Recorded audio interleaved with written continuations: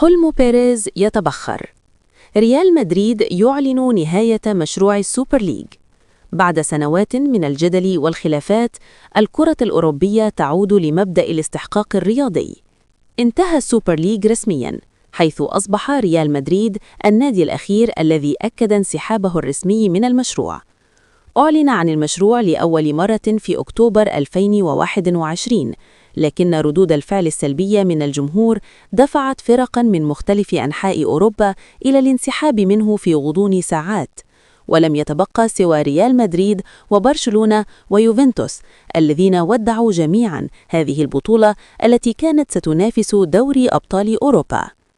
خيسوس بنغوتشيا، صحفي، عن إلغاء السوبر ليج بعد توصل فلورنتينو بيريز رئيس نادي ريال مدريد لاتفاقية مع الاتحاد الأوروبي لكرة القدم بهذا الشأن.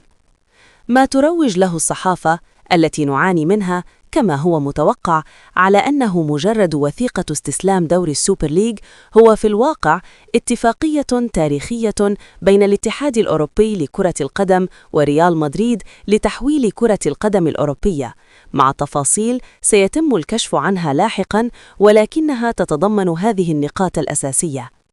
1. يتنازل ريال مدريد عن التعويضات التي كان سيطالب بها من الاتحاد الأوروبي لكرة القدم. 2. سيتغير شكل المسابقة. 3. تدخل التكنولوجيا حيز التنفيذ، مما يعني كرة قدم مجانية أو أرخص عبر البث المباشر يونيفاي.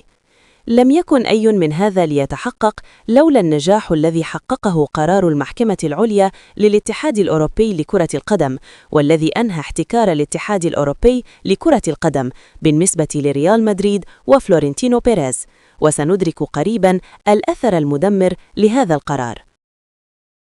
نصل الآن إلى نهاية الفيديو. قبل النهاية، نتمنى منكم دعمنا بالإعجاب بالفيديو والاشتراك في القناة ليصلك كل جديد في عالم كرة القدم.